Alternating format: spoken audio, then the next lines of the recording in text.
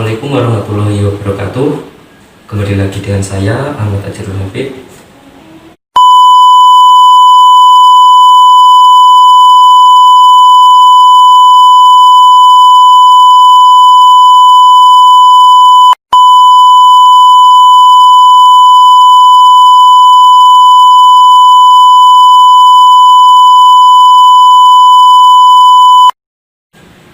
Bagaimana pembahasannya? Mari kita simak bersama-sama. Oke, kali ini kita akan masuk ke pembahasan.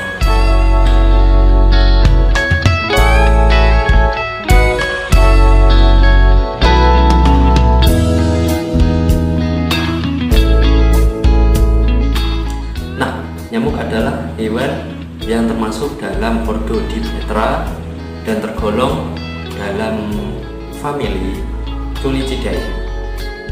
Dalam bahasa Inggris, nyamuk dikenal sebagai mosquito, yang berarti lalat kecil. Nyamuk mempunyai dua sayap yang bersisik dan juga berisik, dan juga memiliki tubuh yang langsing, kemudian memiliki 6 kaki yang panjang.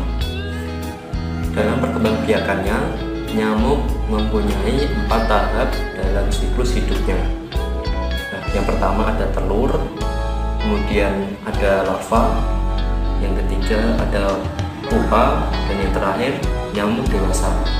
Dalam tempo 3 peringkat pertama, nyamuk ini bergantung pada spesies dan juga suhunya. Nah, ada satu perbedaan yang dapat kita lihat dari nyamuk jantan dan juga nyamuk betina. Nah, keduanya ini memiliki perbedaan. Nyamuk jantan ini dia tidak menghisap darah, sedangkan yang nyamuk betina dia akan menghisap darah.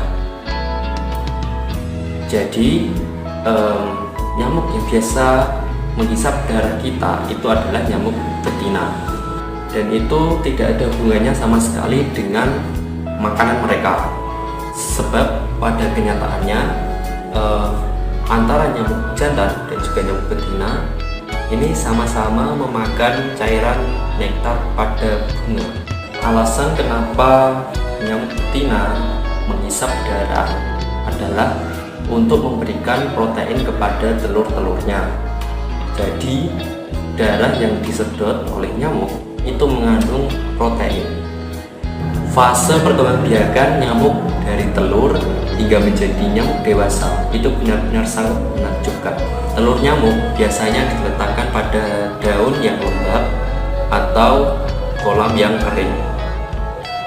Untuk pemilihan tempat ini dilakukan oleh induk nyamuk itu sendiri dengan menggunakan reseptor yang ada di bawah perutnya. Reseptor ini berfungsi sebagai sensor suhu dan juga kelembapan. Setelah ditemukan tempat untuk telur-telurnya, nyamuk ini mulai mengerami telurnya. Selesai itu, telur dalam masa periode inkubasi atau pengeraman. Pada periode ini, inkubasi sempurna terjadi pada musim dingin.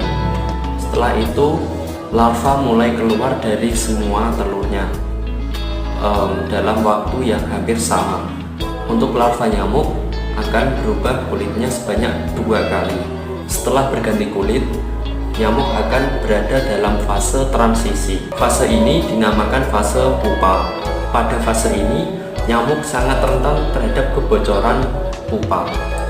Agar tetap bertahan, sebelum pupa melakukan perubahan kulit untuk yang terakhir kalinya, pipa nyamuk akan muncul ke atas air. Nah, pipa ini merupakan alat untuk pernapasan. Nyamuk dalam kepompong pupa yang cukup besar dan siap untuk terbang. Kepompong pupa ini akan disobek dari atas. Nah, tingkat ini merupakan tingkat yang paling membahayakan karena nyamuk harus keluar dari air tanpa berkontak langsung dengan air itu sendiri, sehingga hanya kakinya yang dapat menyentuh permukaan air. Akhirnya, nyamuk tinggal lepas landas untuk penerbangan perdananya setelah beristirahat kurang lebih setengah jam. Hal unik lain yang dapat kita ketahui dari nyamuk adalah nyamuk dapat berdiri di atas permukaan air. Hal ini ada hubungannya dengan kondisi tegangan permukaan air. Tegangan permukaan air terjadi akibat adanya interaksi antar molekul zat cair pada permukaan air. Setiap benda yang terdiri dari molekul-molekul kecil akan saling berinteraksi. Interaksi antar molekul zat ini biasa kita sebut dengan kohesi. Sedangkan interaksi antar molekul zat yang berbeda ini dinamakan adhesi. Karena setiap molekul dalam air itu berinteraksi, maka molekul-molekul yang ada di dalam air ini akan memiliki gaya tarik dari segala arah. Keadaan seperti ini tidak akan menghasilkan gaya apapun. Di permukaan air, gaya tarik molekul air ini hanya terdapat di samping kanan, kiri, dan juga bawah. Sedangkan permukaan atasnya tidak memiliki molekul air yang memberi gaya tarik. Inilah kenapa permukaan air kelihatan seperti lapisan tipis yang elastis. Jadi, kalau kita meletakkan benda lain di atas permukaan air, maka benda tersebut akan memberi tekanan tertentu. Molekul-molekul yang berada di bawah permukaan air akan memberikan gaya ke atas, sehingga dapat menahan dan menopang benda tersebut. Gaya ke atas yang dilakukan oleh molekul air inilah yang menyebabkan nyamuk tidak akan tenggelam ketika ia berdiri di atas air. Karena bobot nyamuk sangat ringan, jadi tidak akan memecahkan tegangan permukaan airnya.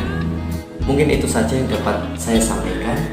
Apabila ada salah kata, salah perbuatan, mohon bisa dimaafkan.